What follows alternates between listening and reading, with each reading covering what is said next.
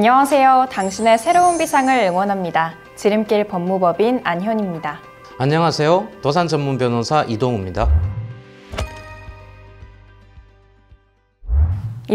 이프로님께서 이 회생의 지름길 채널에서 좀 자주 말씀해 주신 말이 있는데 혹시 뭔지 기억나세요? 최고의 재테크는 빚 갚기다. 이런 말을 좀 자주 했었던 것 같네요. 네, 맞습니다. 이프로님께서 말씀해 주신 것처럼 빚 갚기만큼 또 중요하다고 생각하는 게 대출 줄이기인 것 같은데요. 오늘은 도산 전문 변호사로서 대출을 하고 있다면 꼭 알아야 할 지식 3가지를 말씀해 주신다고요? 네, 저희 채널을 구독하시는 분들이라면 회생과 파산에 관심이 있거나 빚이 있는 분들일 것 같아요. 대출을 잘 갚으려면 꼭 알고 있어야 하는, 하지만 놓치기 쉬운 상식 3가지를 말씀드리겠습니다. 먼저 대출을 사용하는 시간이 이자라는 걸 꼭 인지하고 계셔야 합니다. 맞습니다. 이 의뢰인분들도 몇 분 만나면 지금 본인이 어떤 대출을 얼마나 쓰고 있는지 정확히 알고 계시지 못한 분들도 꽤 많더라고요. 대출을 갚고 있는 기간만큼 이자가 발생한다는 걸 꼭 기억하셔야 되고요. 대출에도 여러 가지 종류가 있습니다. 기본적으로 잘 아는 신용대출이나 주택담보대출 같은 게 있고, 마이너스 통장, 카드론, 현금 서비스, 리볼빙 등이 모두 대출입니다. 네, 이 대출을 하고 있다면 내가 사용 중인 모든 대출을 정리하고 또 확인하는 게 필요하겠군요. 직접 꼭 작성해서 알아보시거나 혹시나 내가 어디 대출했는지 잘 모르겠는 상황이라면 포털 사이트에 페이인포 검색하셔서 금융정보조회를 클릭하시면 또 대출정보 조회가 가능합니다. 은행, 카드사, 캐피털사처럼 할부 금융사 등으로부터 받은 대출 거래 사실에 대해서 내용을 좀 조회할 수 있는데요. 대부업체를 통한 대출 거래는 확인되지 않는 점 참고하시기 바랍니다. 다음으로 또 어떤 꿀팁이 있을까요, 이프로님? 네, 대출의 연 이율이 몇 프로인지 꼭 알아둬야 한다는 것입니다. 특히나 리볼빙 같은 경우는 굉장히 많이 사용하는데요. 금리가 굉장히 높거든요. 안프로님, 제가 퀴즈 하나 낼 테니까 구독자님들과 함께 맞춰보실래요? 네, 좋습니다. 어떤 퀴즈인가요?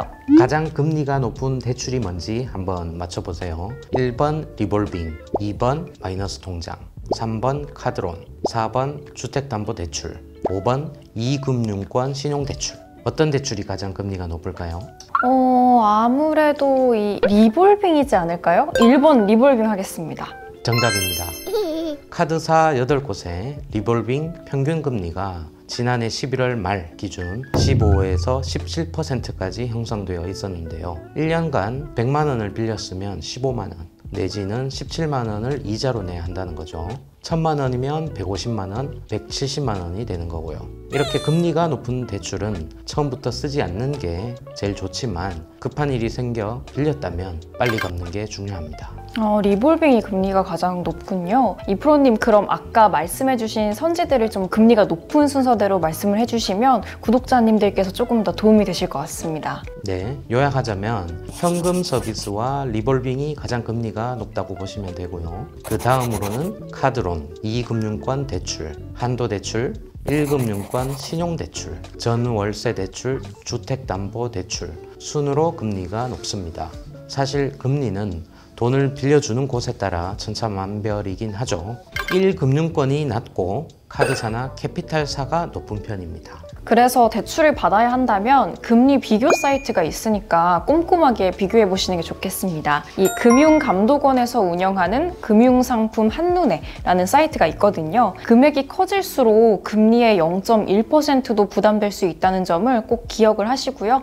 나에게 꼭 맞는 상품을 확인해 보시면 좋겠습니다. 마지막 팁은 어떤 걸까요, 프로님? 마지막으로 고정금리와 변동금리 선택을 잘 하셔야 된다는 겁니다. 고정금리와 변동금리요? 이 2024년 딱 현 시점으로 어떤 금리를 택하는 게 좋을까요? 대출을 얼마나 갖고 계실 거냐에 따라서 다르고, 제가 도산 전문 변호사이지만 금융 전문가는 아니다 보니 확답을 드리기는 어렵지만요. 대다수 전문가들이 올해에는 금리 인하가 본격화될 것이라는 전망이 커지고 있는 것은 사실입니다. 네, 기준금리가 내린다면 예금금리와 대출금리가 또 하락세를 보이기 때문에 변동금리가 유리할 수 있는 부분이 좀 있을 것 같습니다. 네, 그렇습니다. 하지만 경제 전망에 기초해서 이 부분은 직접 결정을 하시고 앞으로 금리가 어떻게 될 것인지 꼭 데이터를 보시고 결정을 하시기 바랍니다. 그리고 금리가 오를 때에는 변동금리 대출부터 갚으시는 걸 추천드립니다.